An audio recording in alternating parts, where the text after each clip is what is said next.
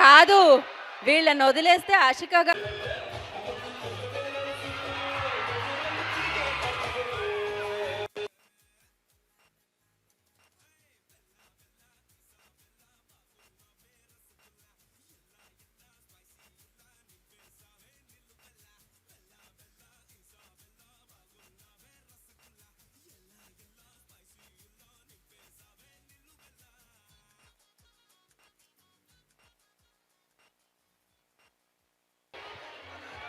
Superb superb. ఏమైంది? One more టైమా?